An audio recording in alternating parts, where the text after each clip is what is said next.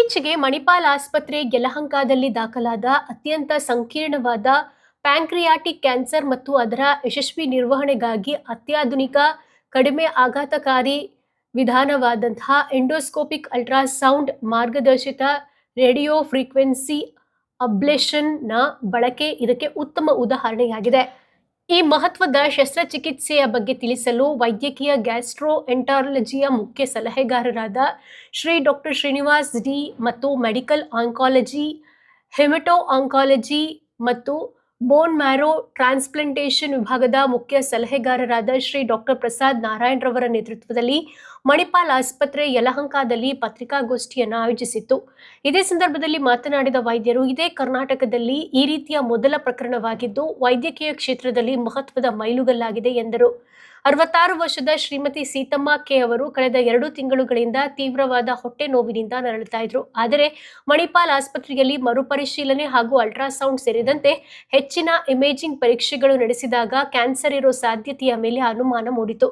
Cancer ಗೆಡ್ಡೆಯು ಹತ್ತಿರದ ಮತ್ತು ಹೊಟ್ಟೆಯ ಭಾಗದ ಪೋರ್ಟ್ಲವೆನ್ ಮತ್ತು ಸುಪೀರಿಯರ್ ಮೆಸೆಂಟರಿಕ್ ಆರ್ಟರಿ ಮೊದಲಾದ ಪ್ರಮುಖ ರಕ್ತನಾಳಗಳನ್ನು ಒಳಗೊಂಡಿತ್ತು. ಕ್ಯಾನ್ಸರ್ ಚಿಕಿತ್ಸಾ ದೃಷ್ಟಿಕೋನದಿಂದ ಮಾತನಾಡಿದ ಡಾಕ್ಟರ್ ಪ್ರಸಾದ್ ನಾರಾಯಣ್ ರವರು, ಈ ವಿಧಾನವು ಶಸ್ತ್ರಚಿಕಿತ್ಸೆಗೆ ಅಸಾಧ್ಯವಾದ ಪ್ಯಾಂಕ್ರಿಯಾಟಿಕ್ ಕ್ಯಾನ್ಸರ್ ನಿರ್ವಹಣೆಯಲ್ಲಿ ಹೊಸ ದಿಕ್ಕು ನೀಡುತ್ತದೆ ಎಂದರು. ಈ ಮೈಲುಗಲ್ಲಿನ ಸಾಧನೆಯೊಂದಿಗೆ ಮಣಿಪಾಲ್ ಆಸ್ಪತ್ರೆ ಯಲಹಂಕ ಕಡಿಮೆ ಆಘಾತಕಾರಿ ಆಂಕಾಲಜಿ ಕ್ಷೇತ್ರದಲ್ಲಿ ಮುಂದಾಳತ್ವವನ್ನು ವಹಿಸುತ್ತಾ ಸೀಮಿತ ಚಿಕಿತ್ಸಾ ಆಯ್ಕೆಗಳು ಇರೋ ಸಂಕೀರ್ಣ ಪರಿಸ್ಥಿತಿಗಳಲ್ಲಿ ರೋಗಿಯ ಬದುಕಿನ ಅವಧಿ ಮತ್ತು ಜೀವನ ಗುಣಮಟ್ಟ ಕರ್ನಾಟಕದಲ್ಲಿ ಮೊಟ್ಟ ಮೊದಲ ಸಾಧನೆ.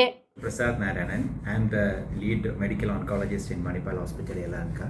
So, ಇದೊಂದು specific case. This is a prototypical case where ಇದು in one procedure ಅಲ್ಲಿ, ಅದು minimally invasive procedure ಅಲ್ಲಿ 3 or 4 things we are achieving. So, ಪೇಷಂಟ್ಸಿಗೆ ಏನು ಬೇಕು? First they want faster treatment, pain immediate ಆಗಿ ರಿಲೀಫ್ ಮಾಡಬೇಕು, ಇಫೆಕ್ಟಿವ್ ಟ್ರೀಟ್ಮೆಂಟ್ ಬೇಕು, ಆ್ಯಂಡ್ ದಿಸ್ ಎಲ್ಲ ಒಂದೇ ಆ್ಯಸ್ ಅರ್ಲಿ ಆಸ್ ಪಾಸಿಬಲ್ ಮಾಡಬೇಕು. ಸೊ ಇದರಲ್ಲಿ ಏನಾಯಿತು, ಪೇಷಂಟ್ ಬಂತಾರೆ, ಅದಕ್ಕೆ first what are the symptoms, pain main symptom, jaundice, ಇದೆರಡು in one go we are giving relief.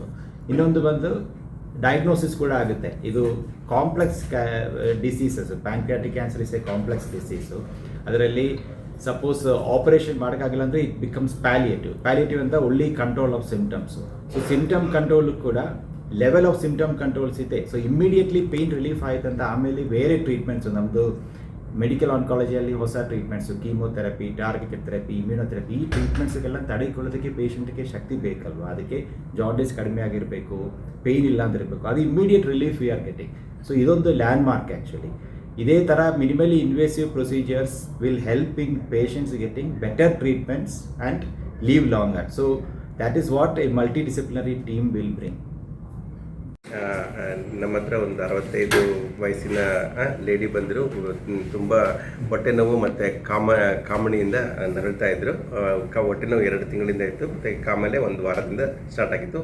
ಕಾಮಾಲೆ ಜೊತೆಗೆ ಬಹಳ ತೂರಿಕೆ ಬರ್ತಾಯಿತ್ತು. ಅದು ಸ್ಕ್ಯಾನಿಂಗ್ ಮಾಡಿದಾಗ ಹೊರಗಡೆ ಕ್ರಾನಿಕ್ ಪ್ಯಾಂಕ್ರಿಯಾಸಿಂದ ಡಯಾಗ್ನೋಸ್ ಆಗಿತ್ತು. ಬಟ್ ನಮ್ಮ ಸ್ಕ್ಯಾನಿಂಗ್ ಡಾಕ್ಟ್ರು ಅದು ರಿಪೋರ್ಟ್ ಇಮಿಡಿಯೇಟಾಗಿ ಸ್ಕ್ಯಾನಿಂಗ್ ಮಾಡಿ ಅದು ನಾರ್ಮಲ್ ಅಲ್ಟ್ರಾಸೌಂಡ್ ಒಳಗೆ ಕ್ಯಾನ್ಸರ್ ಇದೆ, ತುಂಬ ಅಡ್ವಾನ್ಸ್ ಆಗಿದೆ ಅಂತ ಹೇಳಿದರು. ಅದನ್ನು CT ಸ್ಕ್ಯಾನ್ ಒಳಗೆ ಕನ್ಫರ್ಮ್ ಆಯಿತು. ಅದು ಅದಾದ ನಂತರ ಅವ್ರಿಗೆ ಟ್ರೀಟ್ಮೆಂಟ್ಗೆ ಭಾಳ ನರಳದಿರೋ ಕಾರಣಕ್ಕೆ ನಮಗೆ ಒಂದೇ ಬರೋ ಡಯಾಗ್ನೋಸಿಸು ಮತ್ತು ಟ್ರೀಟ್ಮೆಂಟ್ಗೆ ಪೆಥಾಲಜಿಸ್ಟು, ಆಂಕಾಲಜಿಸ್ಟು ಎಲ್ಲ ನಾವು ಕೂತ್ಕೊಂಡು ಮುಂಚೆ ಮೀಟಿಂಗ್ ಮಾಡಿದ್ವಿ. ಮೀಟಿಂಗ್ ಮಾಡಿಬಿಟ್ಟು ನಾವೇನು ಮಾಡಿದ್ವಿ, ಫಸ್ಟು ಒಂದು ಅನಸ್ಟೀಸಿಯಾದಲ್ಲಿ ಪೇಷಂಟ್ಗೆ ಎಂಡೋಸ್ಕೋಪಿಕ್ ಅಲ್ಟ್ರಾಸೌಂಡ್ ಅಂತಂದು ಮಾಡಿಬಿಟ್ಟು ಟೆಸ್ಟ್ ಮಾಡಿಬಿಟ್ಟು ಫಸ್ಟು ಅದಕ್ಕೆ ಬಯಾಪ್ಸಿ ಮಾಡಿ ಸ್ವಲ್ಪ ಸೈಟಾಲಜಿ ಅಂತ ಹೇಳ್ತೀವಿ, ರೋಸ್ ಅಂತ, ರ್ಯಾಪಿಡ್ ಆನ್ಸೈಟ್ ಎವ್ಯಾಲ್ಯೂಯೇಷನ್ ಅಂತಂದು ನಮ್ಮ ಪೆಥಾಲಜಿಗೆ ಕಳಿಸಿದ್ವಿ. ಅವರು ಅದು ಟೆಸ್ಟ್ ಮಾಡೋದ್ರೊಳಗೆ ಪೇಷಂಟಿಗೆ ತುಂಬ ನರಳ್ತಾ ಇದ್ರು ನೋವಿಂದ ಅಂತ ಹೇಳ್ಬಿಟ್ಟು ಅದು ಸೀಲಿಯಾಕ್ ಗ್ಯಾಂಗ್ಲಿಯನ್ ನ್ಯೂರೋಲಿಸಿಸ್ ಅಂತ ಹೇಳ್ಬಿಟ್ಟು ಅದಕ್ಕೆ ನರಕ್ಕೆ ಇಂಜೆಕ್ಷನ್ ಕೊಟ್ಟಿದ್ವಿ. ಅಷ್ಟರೊಳಗೆ 10 ನಿಮಿಷದೊಳಗೆ ಅವರು ನಮ್ಮ ಪೆಥಾಲಜಿಸ್ಟ್ ಅವರು ಇಲ್ಲ ಕ್ಯಾನ್ಸರ್ ಸೆಲ್ಸ್ ಇದೆ, ಇದು ಕ್ಯಾನ್ಸರ್ ಅಂತಂದು ರುಜು ಮಾಡಿದ್ರು.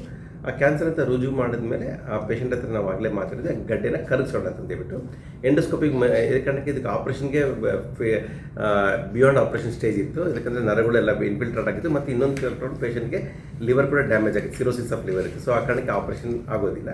ಸೊ ಆ ಕಾರಣಕ್ಕೆ ಇದಕ್ಕೆ ರೇಡಿಯೋ ಫ್ರೀಕ್ವೆನ್ಸಿ ಅಬ್ಲೇಷನ್ ಅಂತ ಹೇಳ್ಬಿಟ್ಟು ಟ್ಯೂಮರ್ನೇ ನಾವು ಗಡ್ಡೆನೇ ಡಿಸ್ಟ್ರಾಯ್ ಮಾಡಿದ್ವಿ. ಅದ್ರ ಜೊತೆಗೆ ಏನಾಗ್ತದೆ, ಮತ್ತು ಜಾಂಡಿಸ್ ಕಡಿಮೆ ಆಗಬೇಕು. ಜಾಂಡಿಸ್ ಕಡಿಮೆ ಆಗಿಲ್ಲ ಅಂತಂದರೆ ಕೀಮೋಥೆರಪಿ ಕೊಡೋಕ್ಕೆ ಆಗೋದಿಲ್ಲ. ಅಥವಾ ಮತ್ತಿನ್ನೊಂದು ತೂರಿಕೆ ನಂತರ ಊಟ ಡೈಜೆಷನ್ ಆಗಲ್ಲ. ಸೊ ಊಟ ಡೈಜೆಷನ್ ಆಗೋಕ್ಕೆ ಮತ್ತು ಕೀಮೊಥೆರಪಿಗೆ ಫೆಸಿಲಿಟೇಟ್ ಆಗೋಕ್ಕೆ ಮತ್ತು ಇಚ್ಚಿಂಗ್ ಏನಾಗ್ಬಿಡ್ತಂದರೆ ತುಂಬ ನೋವೇ ಇದ್ದರೆ ನಿದ್ದೆ ಕೂಡ ಮಾಡೋಕ್ಕಾಗಲ್ಲ. ಸೊ ಆ ಕಾರಣಕ್ಕೆ ಅದನ್ನು ಕಡಿಮೆ ಮಾಡೋಕ್ಕೆ ERCP ಅಂತಂದು ಮಾಡಿಬಿಟ್ಟು ಅದು ಅದರೊಳಗೆ ಸ್ಟೆಂಟ್ ಅಂತ ಹಾಕ್ಬಿಟ್ಟು ಜಾಂಡಿಸ್ನ ರಿಲೀಫ್ ಮಾಡಿ 4 ಥಿಂಗ್ಸ್ ಅಂದರೆ ಒಂದು diagnosis, tumour destruction, pain relief, jaundice relief 4 ಒಂದೇ ಸೆಷನ್ನೊಳಗೆ ನಾವು ಒಂದು ಅನಶೇಷದಲ್ಲಿ ಮಾಡೋಕ್ಕಾಯ್ತು ಈ ಕೇಸ್ಗಳಿಗೆ. ತಮ್ಮ ಹೆಸರು? ನಾನು ಡಾಕ್ಟರ್ ಶ್ರೀನಿವಾಸ್ ಅಂತ ಹೇಳ್ಬಿಟ್ಟು. ಇವಾಗ ನಮಗೆ ಮುಂಚೆ ಹೇಳ್ತಾರೆ ನಾವು ಈ ಥರ ಪ್ರೊಸೀಜರ್ ಮಾಡ್ತಾ ಇದ್ದೀವಿ ಅಂತ. ನಾವು ಏನು ಮಾಡ್ತೀವಿ, ನಮ್ಮ ಟೆಕ್ನಿಷಿಯನ್ಸ್ ಕಲಿಸ್ಬಿಟ್ಟು ಅವ್ರು ಪ್ರೊಸೀಜರ್ ಮಾಡ್ತಾ ಸೆಲ್ಸ್ನ ಹಂಗೆ ಸ್ಲೈಡ್ ಮೇಲೆ ಮಾಡ್ಕೊಂಡ್ಬಿಟ್ಟು 5 ಮಿನಿಟ್ಸ್ನಲ್ಲಿ ಆ ಸ್ಲೈಡ್ಸ್ನು ನೋಡಿಬಿಟ್ಟು ಫಸ್ಟ್ ಸೆಲ್ಸ್ ಅಡಿಕ್ವೇಟ್ ಇದೆಯಾ ಇಲ್ಲ ಅಂತ ಹೇಳ್ತೀವಿ. ಸೆಲ್ಸ್ ಅಡಿಕ್ವೇಟ್ ಇಲ್ದಿ ಅಂದಮೇಲೆ I will start searching for abnormal cells ಇದೆಯಾ, ನಾರ್ಮಲ್ ಸೆಲ್ಸ್ ಆರ್ಗಾನ್ಕ್ ಇದೆಯಾ ಅಂತ ನೋಡ್ತೀವಿ.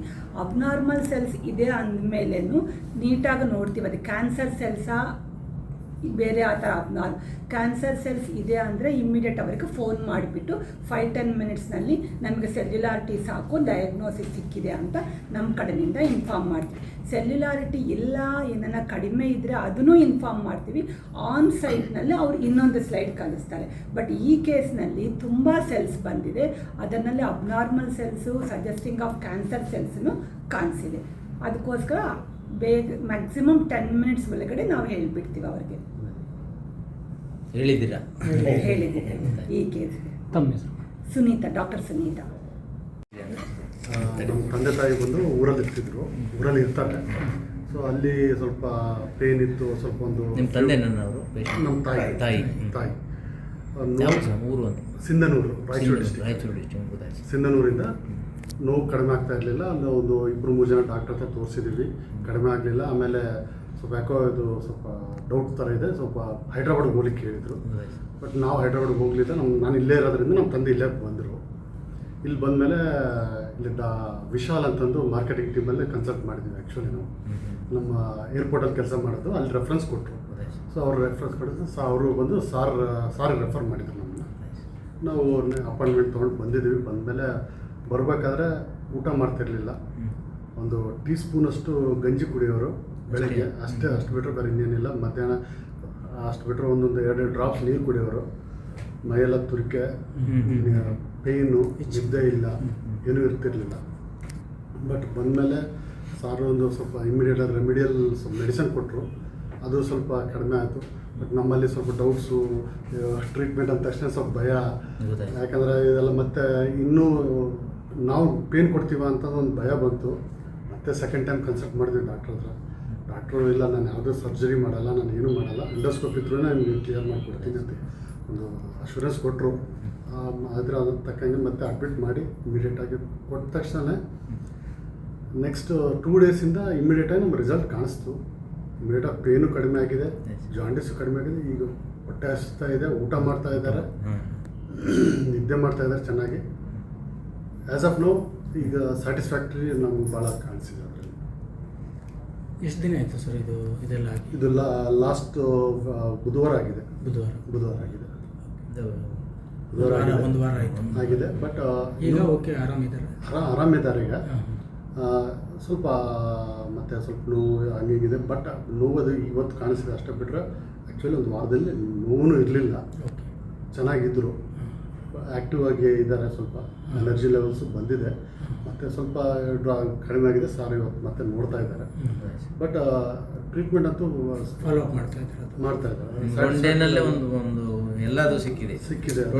ಇಮಿಡಿಯೇಟಾಗಿ ಟ್ರೀಟ್ಮೆಂಟ್ ಹೋಗಿ ಅವರು ರಿಕವರಿ ಆಗಿದ್ದಾರೆ ಅನಿಸಿದೆ. ಆ ಥರ ಚೆನ್ನಾಗಿದೆ ಸರ್. ಕಾಸ್ಟ್ ವೈಸು ಎಲ್ಲ ಹೇಗೆ ಸರ್? ಕಾಸ್ಟ್ ವೈಸು ಇದು ನಮ್ಮ ಐಡಿಯಾ ಇಲ್ಲ ಕಾಸ್ಟ್ ವೈಸ್ ಬಗ್ಗೆ ಮಾತಾಡಲಿಕ್ಕೆ ಫಸ್ಟ್ ಆಫ್ ಆಲ್. ಯಾಕಂದರೆ ಯಾವತ್ತೂ ಇನ್ನೊಬ್ಬರದು ಕೇಳಲಿಲ್ಲ ನಾನು. ಯಾಕಂದ್ರೆ ನಾವು first time were experiencing the.